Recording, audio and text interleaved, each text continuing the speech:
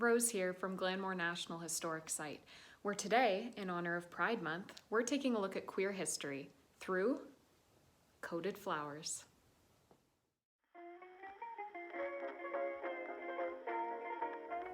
Codes hold a significant place out of necessity in queer history, just as they did in Victorian-era society.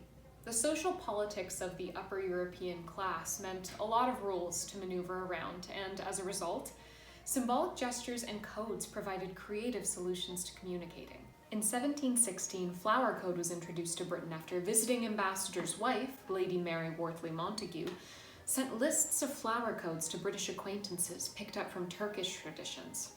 By the 19th century, a cohesive lexicon of European flower code was established. With specific messages assigned to each flower in a bouquet, lovers might send coded messages communicating sweet nothings. Or one might send a particularly nasty message to an enemy to relay annoyance. In queer history, a desire to remain discreet fostered similar codes, including a rich history of coded language and coded fashion. Language could be used within personal ads to indicate orientation while slipping under the radar of a less educated reader. A color-coded handkerchief may be placed in your pocket to indicate the seeking of amorous companionship. And as a Victorian gentleman, a symbolically significant flower might be pinned to your lapel. Today, I'm going to be walking you through a unique bouquet of flowers which have been used as historic symbols of queer identity. I will take you through corresponding artifacts in our collection, and I'll even walk you through a connection between queer-coated flowers and us right here in Belleville, Ontario. If you'll notice, these are actually not real flowers. They're ones I've made out of felt. If you're interested in a DIY bouquet of your own Pride-inspired flowers, check out our newest blog post. Now let's dive in.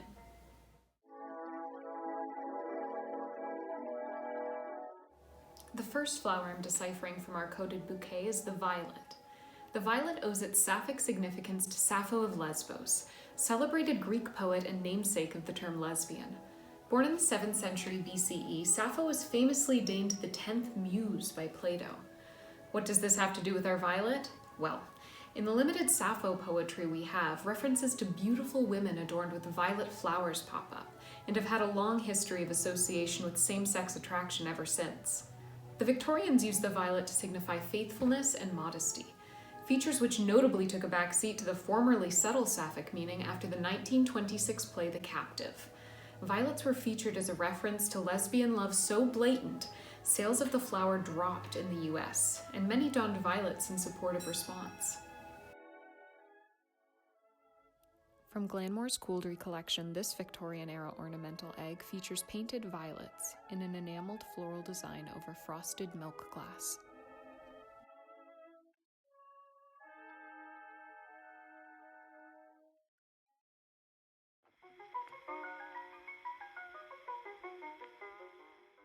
Our next flowers, which have a very cool connection to Belleville, are the Green Carnation and the Sunflower. These flowers owe their queer significance to famed poet, playwright, and lecturer Oscar Wilde, who gave an 1882 lecture in Belleville's very own City Hall. Wilde's lecture on home decoration and aestheticism made a big impression with mixed reviews. One Ontario reporter noting, "Oscar is aestheticizing the people of Canada at 50 cents a head.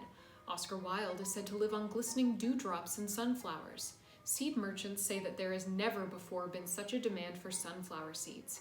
It must be the demand of Oscar Wilde's visit to this country." Many credit Wilde's outspoken fondness for the sunflower with their long-standing popularity. Caricatures of Wilde frequently feature sunflower imagery.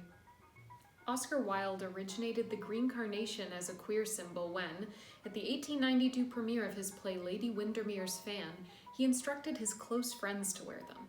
Following this, they became a symbol for men seeking romance with other men, their unusual color making them notable, yet subtle.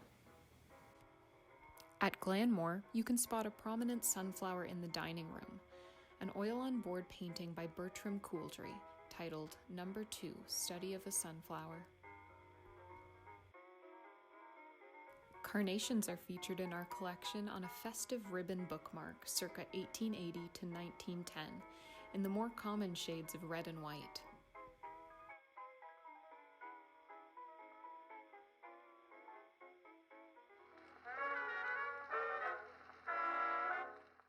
The significance of the pansy brings us into a more modern era with the pansy craze. Following World War I and preceding the Great Depression, the pansy craze marked a period from the 20s to the early 30s where queer arts and culture flourished. Amongst the 1920s flappers we associate with the era today, New York drag balls and queer entertainment were adored by the urban mainstream, and even made their way into early films and radio broadcasts. This era came to a close with the Great Depression condemning the progressive cultural exploration of the 1920s, bringing on a wave of conservatism and efficiently demonizing same-sex love. From our gift shop, this slate is from Glanmore's original 1883 roof, beautifully painted by Judy Preece. Judy is an artist, author, museum docent, longtime Glanmore volunteer, and advisory committee member.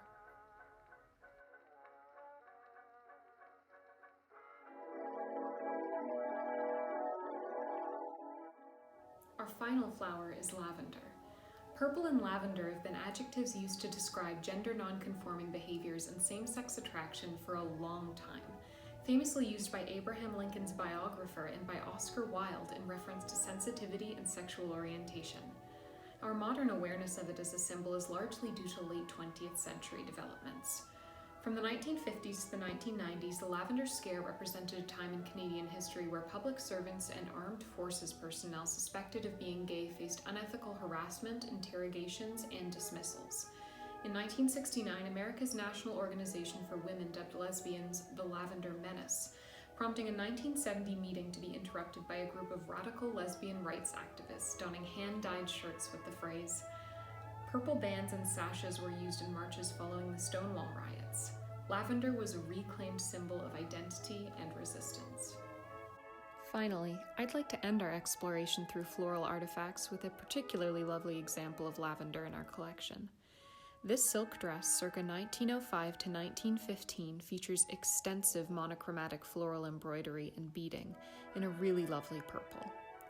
This dress is in really great condition and was made by Mary Forster Stoven, a dressmaker and milliner. Much like flowers, human diversity provides beauty that the world would be a lot grayer without. Wishing everyone a happy Pride Month from Glanmore National Historic Site.